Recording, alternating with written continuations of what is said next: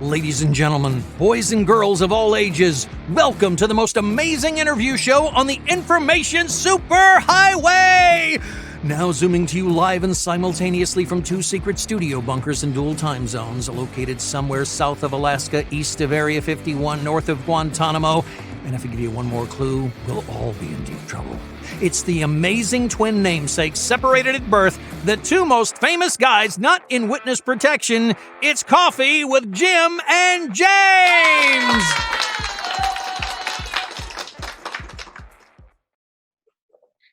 Welcome to another exciting episode of Coffee with Jim and James.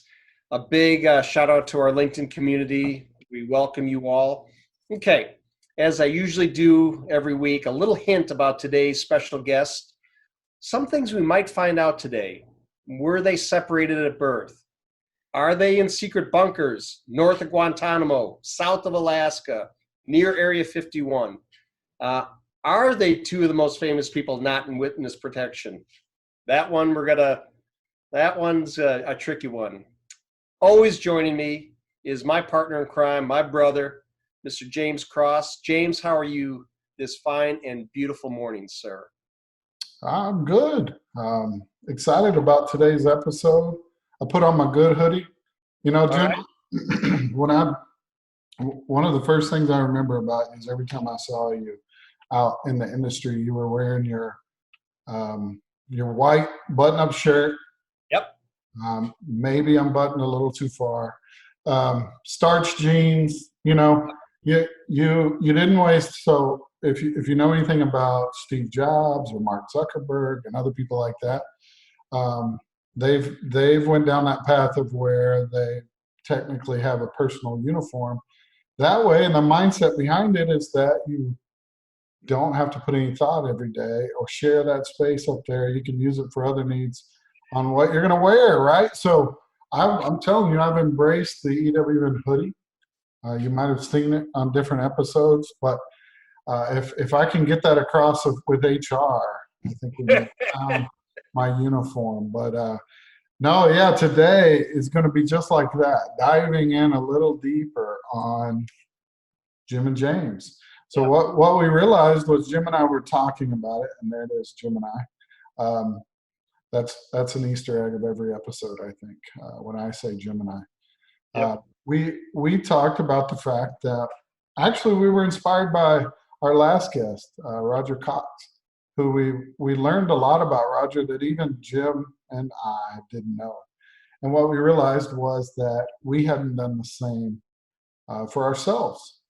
And so we thought it would be neat to turn the mic around a little bit and play the other role. So we're going to be diving into that today. We're excited about that. Also, we're going to kick it off and kind of rehash the story of when Jim and I met in the industry and how we came to be, right, to where we're at today. I never would have thought, how many years ago? 3.5 years ago or so, that who would have thought that we would have been doing this show together all this time later. So we're going to jump into that first. I think it's an interesting story. And then we'll jump into, we just got a short couple of questions that Jim and I are going to ask each other. Yep. And by the end of it, we hope you learn a little bit more about us. That's the goal. I like it. You want to kick off with our how we met in the industry? Because I tell you what, it's close to my heart, and you're so expressive with your thoughts. Go ahead, Sir James. Kick us off. That seems like a setup. Yeah, it is. I do remember, actually, Jim and I probably met on LinkedIn first, and we shared some, engagement on LinkedIn on different posts, and we could tell both of us were very active when it came to social media and getting the word out there. So I think we kind of latched onto each other's posts and really started building a relationship there. But it was actually at a Texas Gas Association event. I think it might have, like an O&M. San Antonio or San Marcos? I think it was San Antonio. Yeah, it was the Riverwalk. And so we actually met there for the first time. I think even on LinkedIn, we were like, hey, we're going to be at the same event, because I think Jim was talking or speaking at that event. So I remember when Jim walked into the exhibit hall, I was kind of at the EWM booth, and here walks Jim. And when Jim, back then, this was the Jim with the long hair, pseudo mullet. Again, with the white shirt unbuttoned a little too far. Blazer, gold blue chain, blazer. blazer, and he rolled in like a rock star, and I was like, okay. And honestly, This at guy. that point, yeah, right. I'm like, wow, the king has arrived, and so people would flock to him and talk to him right when he got there, and I was like, all right. So anyway, fast forward a little bit, we finally connected at the event. And I remember Jim was just trying to figure out who I was really, and what probably if I was worth his time. And we started to discuss how I'd ended up in the industry. So I told him my story. For those that don't know, I kind of walked away from the technology side about 4 years ago, a little over 4 years ago, and decided I was going to chase my passion. And so I told him that's how it came to be. And it gripped me. Just so you know, James, it gripped me, that story. Yeah, so he was like, "Hold on a second, tell me about this a little bit more." And so I think even later on, we might have had dinner or something, and we talked a little bit more. But um, Mhm. we had a lot of shared. Obviously, you guys were clients back then when you were with Thigpen. Yep. So we had shared events, we had shared engagement at different times, and so it was years later when Jim decided to join us at EWN, and it was kind of full circle. He had created champions within the building through these relationships, and I was on board with it because of my engagement with him. I think you guys had sponsored some stuff with us as well. At some of the conferences, brought some trucks out. I mean, we had really built up to that moment. So when Jim decided to come on board and join us at EWN, I was super excited about it. And again, looking back on it, it's funny that that one interaction really built to where we are today. So Jim and I have worked closely over the last couple of years, and then now Jim is actually within the same department. So we get to share our vision and our goals, and obviously the what would you call this? Isn't in the silver screen. It's like bronze or copper. Yeah, maybe copper. Tarnished pewter. Yeah, like screen that we're on. But yeah, it's a funny story. I don't know, Jim, if you remember anything else that I didn't cover, but Well, it is kind of fascinating to see where we're at today.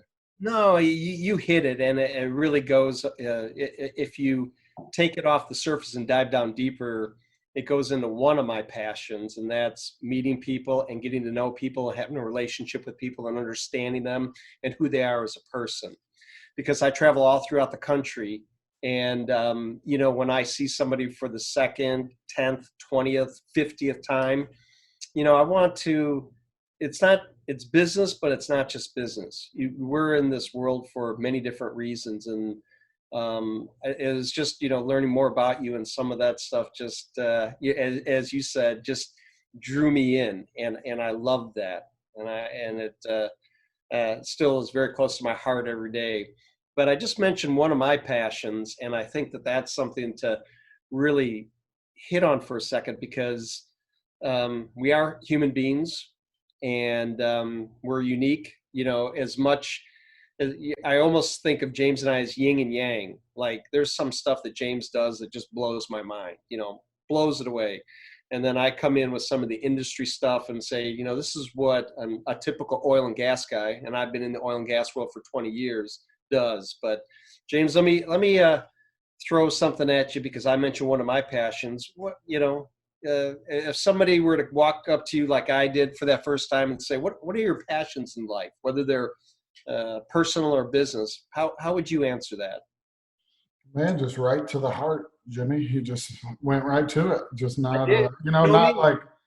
Obviously, we've changed gears now, shifted gears a little bit. So now we're in the question and answer portion.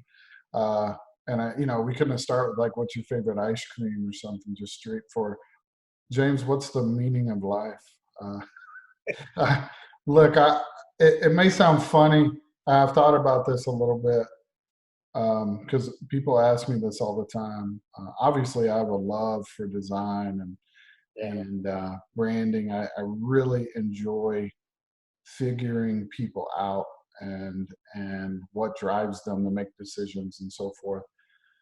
But that's kind of the layup version. I think as I've gotten older, what I've realized that I've really loved more and more things that take time. Like anything that takes time to create.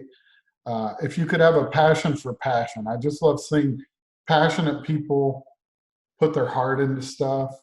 To put it in perspective, this is a stupid story, but I'll tell it anyway because this is what we do here. But not too long ago, I absolutely hated this. You couldn't even put a shot of tequila in front of me because of the smell, right? I think we probably all have a story when we were young of mistakes with tequila, right? And then that smell, it's a trigger, right? Like, oh my gosh, I do not want that in front of me. So anytime anyone even mentioned something like that, I'd be like, no, it didn't matter if it was the top shelf of the top shelf. I didn't like it. But one day I watched a documentary on how tequila was made. Yeah. And the time it takes to grow the plant and all the way to creating it, and the difference between silver and gold and the age and all that.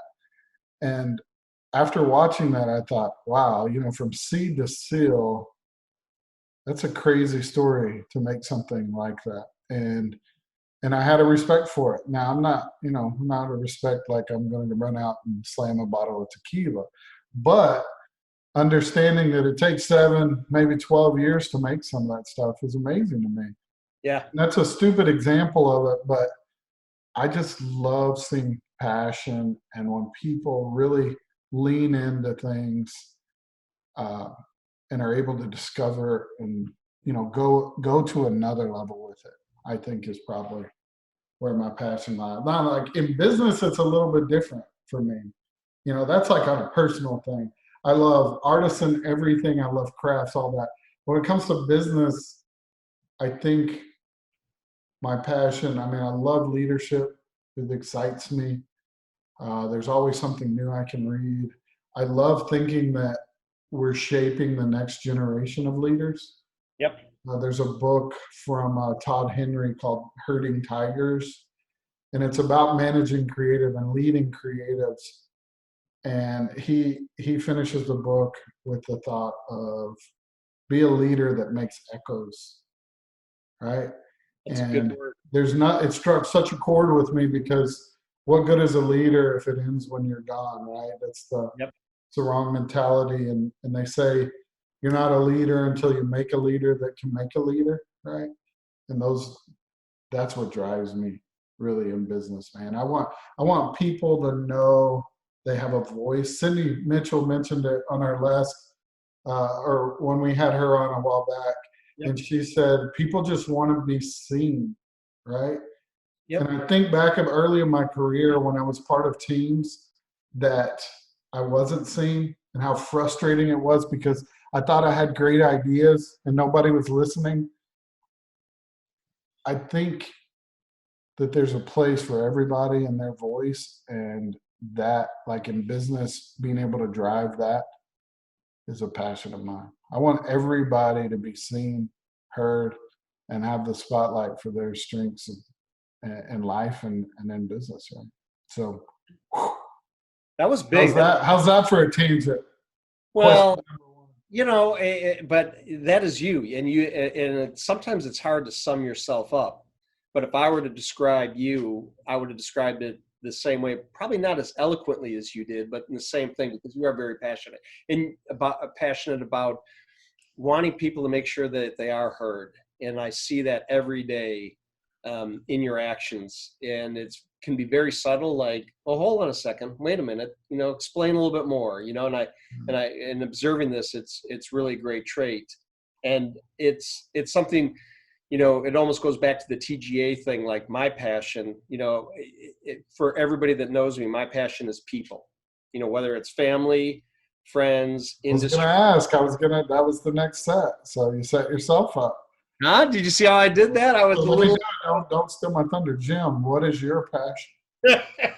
Hey, that I didn't do that great of a job on the first one, but it is people and my family. They always make fun of me because I can be at a grocery store having a conversation with somebody. They're like, "Do you know that person?" I'm like, "Nah, I just met them." They're like, "What are you doing? Why are you having conversations with all these people?" And I do have a passion to just to interact with people and to maybe share some happiness. I really like that. And I Yeah. really like to learn from people. I like to understand them. And when I say learn, that's also business and personal. But I have to tell you, that's a problem in my world, in Jim's world, is that there isn't a division between business and personal. Sure. It all goes together. And in my signature on my email, I changed it because I used to have my phone number, my cell, and would say 24/7. And I changed it to 18/7. And somebody said, "What is 18/7?" And I'm like, "Well, I'm available 18 hours a day, 7 days a week. I try to sleep 6 hours at a time." And I just want people to know that, like, if they have my email and it's a Sunday and they have a question, shoot me a text. Sometimes life gets us, involved with many other things, but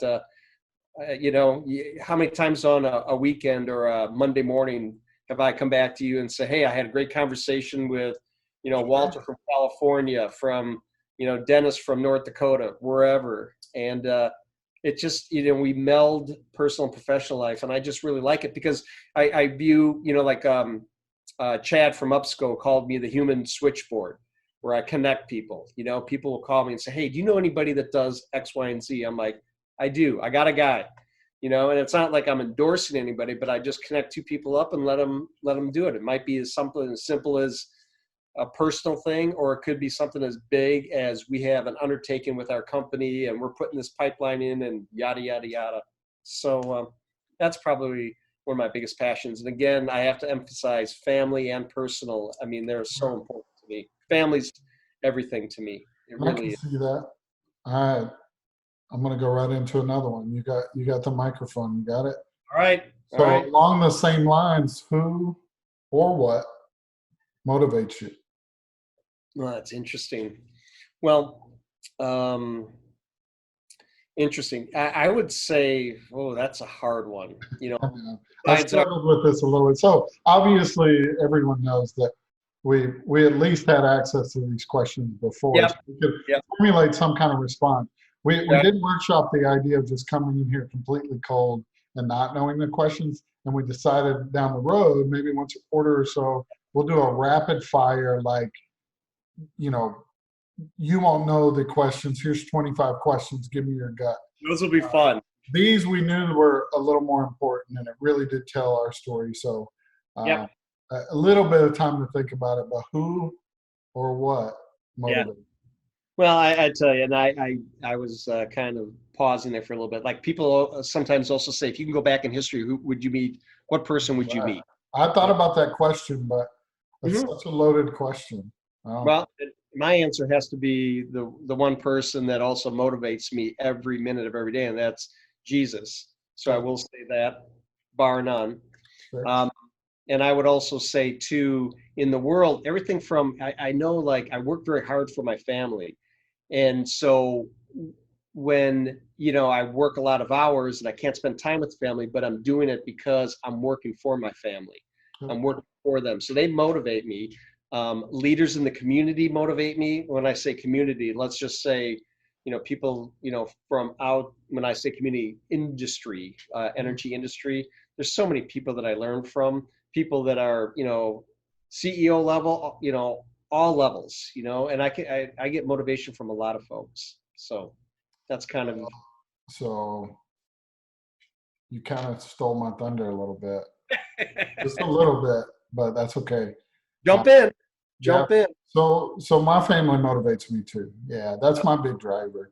Um, I tell my son all the times that we do things for our last name around here, not for our first name. And I don't remember who said that, but it was always something that stuck with me. That um, you know, I'm just like you. I've put a lot of time and effort into making strategic moves at different times for our family, for jockeying for new jobs and taking lateral moves when it was a better fit for down the road. And God help them when I decided just to walk away from everything, they were there too. But I think just them knowing, I want them to know that it's all in the betterment of our family. Like that's always my focus.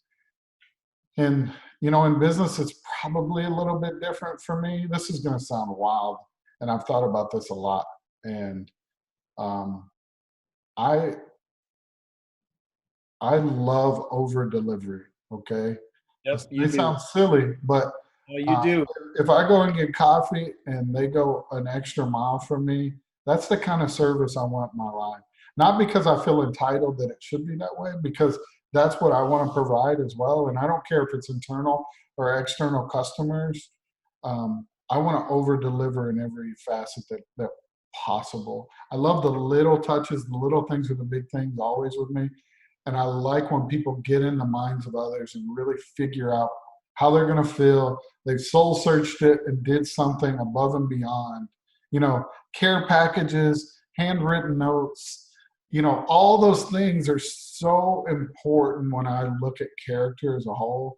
Yep. That I want to do the same thing in that realm. And I like seeing it in my teams. I like seeing it in other teams. I like seeing it with clients and other people we make those bold connections with. Because when we're aligned with a little bit of over delivery, we know everybody's going to benefit. But that one's a little odd, but I see it all the time, and it always makes a difference for me. Yeah. Nope, It's when you've got that first iPhone and it did that thing for you that you're like, how did it even know? Or the first time, you remember when Outlook or Gmail changed and it would remind you when you didn't attach that document? Oh, yeah. I know it's a feature, but when you can get in my mind and really go that next level of effort, that's huge. Yeah. And, I don't know, man. It motivates me every day. How can I over deliver and make a difference for somebody? Well, let me hold on a second. So based on that too, I'll share mine in a second, but when your eyes open in the morning, James, what does that look like for the first 2, 3, 5 minutes, 10 minutes? What is James Cross doing when his eyes open up in the morning? Man, I have a 3-year-old daughter, so sometimes my eyes open to her eyes opening, almost, that terrifying feeling when you're sound asleep and you don't hear them walk in the room and they're like, sometimes that's reality, right? But no, I mean, really for me, are all my parts working? Number one, can I stand up? Can I walk? Can I get moving for the day? And then secondly, that God blessed us with a new day. And I try not to take that for granted, but I know I do. And I know that's okay. But I said to my son one time after I just had one of those days, just everything had just went against me that day. I was playing the victim. I think I was actually apologizing to him one day on one of those days, and maybe I'd raised my voice or something, and I was just talking to him, and he said, and he was young at the time, not the 9-year-old giant that I live with now, but more of like the 5-year-old, 4 or 5-year-old version. And he said, "It's okay, Dad. We can try it again tomorrow. We get another shot." And so usually when I wake up, I think to myself, here's that another shot, right? Like, Yep. All right, what are you going to do with it, right? Because sometimes we just get moving in the rat race. We're on our phone. We do all the things and got to hit the ground running. But either way, it's another shot. Yeah. Yep. What about you? Yeah, I'm kind of, well, I jump out of bed going at 90 miles an hour. So, I mean, first thing, when I wake up, thank God for another beautiful day, first of all, let my eyes open up. This person right here, Ms. Tammy Bomia, my fiance. I've heard about her. What's that? I've heard about her. You might have heard about her, yeah? We met one time. She immediately forgot. But oh, she knows you. She knows more people than I do in the industry. And she loves you. She always asks about you, and we We're live. Game of Thrones nerds together, if nothing else. We're Game of Yeah, Thrones. yeah, We always have Game of Thrones. yeah. And she got me hooked on that, and um, but waking up to three dogs, and wondering. I have family spread throughout the United States, from Minnesota to Nashville to Austin, Texas, to all over Chicago, where I grew up in Chicago. But I think about family and such, and then I just get really, really rolling. And I'm definitely a morning person. Come nighttime, by that time I'm so spent. So, Yeah, I uh, turned into a pumpkin for sure. oh, I do, and it's just like in the morning, I want to make sure my ducks are in a row and the day is lined up, and I feel like I'm ahead of it. I never like to feel like I'm behind the eight ball or trying to catch up. So it's like, seriously, going on checking Outlook, and I already know what's on there, but I still have to look at it, look at tomorrow, look at the next day, see what we got lined up, because that way I can do what I do the best throughout the day by staying ahead of it. And what I do is I connect the dots, talk to people, put things in motion, and I want to be able to give them the time to do that. And if I feel like I'm behind the eight ball, then it's not a very comfortable conversation. Like right now, I'm actually on vacation, and you and I are having a wonderful conversation. And I wouldn't change this day anyway. When you said, "Are you sure you want to do it on your vacation?" I'm like, "Are you kidding me? This is my life." So that's about the first things I think of in the morning. So Well, good. And I just talked about those kiddos, and I'm well prepared for one of them. I just kind of heard them arrive back. They were visiting grandparents, and so if they come sliding in here, hey, listen, guys, we're going live. That is what it is. absolutely. So, Jimmy, along those same lines, right? What keeps you up at night?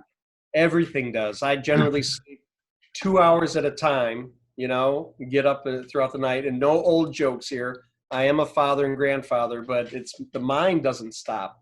It's everything right now. COVID, it's, everything in the world right now, all those things right now, but also it's business, it's family, and when I say business, I was thinking about it last night. Again, I'm supposed to be on vacation, but I had a couple ideas. I'm like, that's a good idea. I got to remember that we're going to bring that up when I get back in the office. Well, or I'll shoot an email today.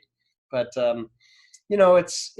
it for me. I can't turn it off, and I'm envious of people that all of a sudden at 6 o'clock at night they're like, "I'm done." Now I'm in my other world and I just can't shut it off. But that's okay. I'm used to it, and I just want to make sure that the company's good, that the people are good, that our industry is good, that they're safe. The first, in the morning too, I check pipeline news and natural gas news just to make sure nothing went awry. I worry about people, and we're in a very critical infrastructure business. The a great portion of the United States is related in some form or fashion to our company, and I just want to make sure that we're doing the best we can do to make the best for our company. I'm sorry, for our industry through our companies. So I think about all that stuff, James. So it's What a loaded question, huh? it I was mean, very loaded. Now, what doesn't keep Jim up at night? That's really that the question. that's more it. I dream for the day that I could maybe sleep 6 straight hours. That would be cool. But I have similar. I kind of when I was thinking about it, I was like, during this time, it's different, right? Like there, we have a lot of added anxiety and different things that are impacting us, and there's yep, no doubt about our answer today might be totally different than hell, a couple of days from now. At this point, the way things accelerate and decline so quickly during this pandemic, I think all of us are struggling with that. But I'm like you; it's hard to turn some of this off at times. Opportunity and excitement a lot of the time keeps me up. I'm blessed to be able to see, what almost feels like I can see into the future at times when I'm passionate about something, and those times make it a little tough to turn it off. And I wake up sometimes and jot down a note or go ahead and use Slack and get a message across because yep, passionate about what we do, right? And that yep. you can't knock that. I wouldn't change it. I'll skip sleep over opportunities and excitement, and honestly, a 3-year-old. At times, she definitely impacts me too. Yeah, it's a blessing. All that we have, and that's one thing, James. I say a lot, Tammy says it a lot, and with everything going on, we also have to just take a step back and say, wow, how blessed we are. All the great things that we have, not the things that are being inhibited right now or can't travel here and da da da and all that. What about the good things and the good things that are coming about of everything that's coming or going on right now? And just got to keep that positive attitude.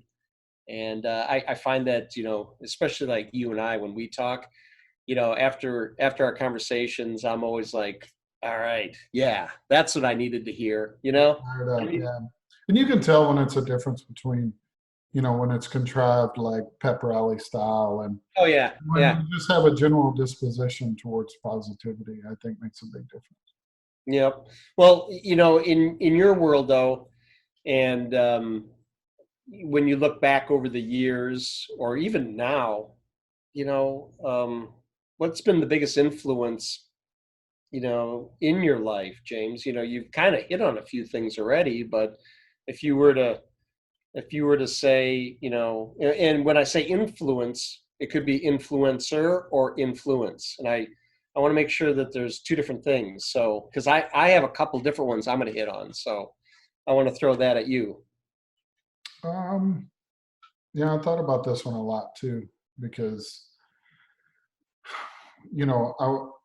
I don't know what drives that passion for leadership and for, doing a good job and putting your family on your back and your friends and your community and so forth. Like, and honestly, for me, it's my granddad was a very big influence on me, my grandpa, and he, not to get all mushy and stuff, because that's not what it's about. Rest in All peace. right. He Come was a on. good dude. Yeah, he was a good dude. He was a hard worker. That generation that was molded by the Great Depression and how hard they had to work, and work through it all. He was a big influencer of mine, and my dad died early when I was 5, and so he was a father figure for me. So obviously that helps, but at the same time, man, as a worker, that dude worked his butt off. I mean, he worked all day long in a small engine business of his own, like lawnmower repair and Yep. sharpening and stuff like that, all day long, and then would go to sleep at 5 or 6 o'clock in the afternoon, and then wake up and go to a night watching job at 10 o'clock at night and go through all the schools and come back. He'd be at the breakfast table at 6, eat breakfast, and then go out to a shop and do it again. And I Wow. can tell you, he was a night watchman for 22 years, I believe. And that was a very influential time in my life, right? I mean, they say a lot of your habits happen around that 4 or 5 year old age. That's how old I was. So I was grasping for people or things that could teach me how to do it. And, he paid me minimum. People probably get tired of hearing this, but my grandpa paid me minimum wage when I was 4. I would sit there, I would make $4.50 or $4.25 as a 4-year-old. I might go out there and work an hour, but he paid me what I was worth.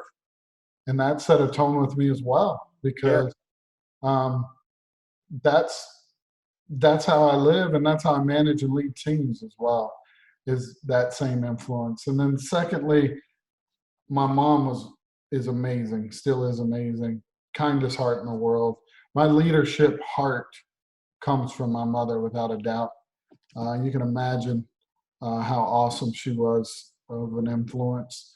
I hate for it to all be people, but that for me it really was like it really set the tone in how I was going to be an adult, be a functioning person in society, and lastly, hopefully one day be a leader. Yeah. That's really good. Um, How about you? yeah, I gotta go my parents too, and I don't mean to copycat you. No, it's obvious. I was going to say you actually, just to see if I could get a You laugh know, out.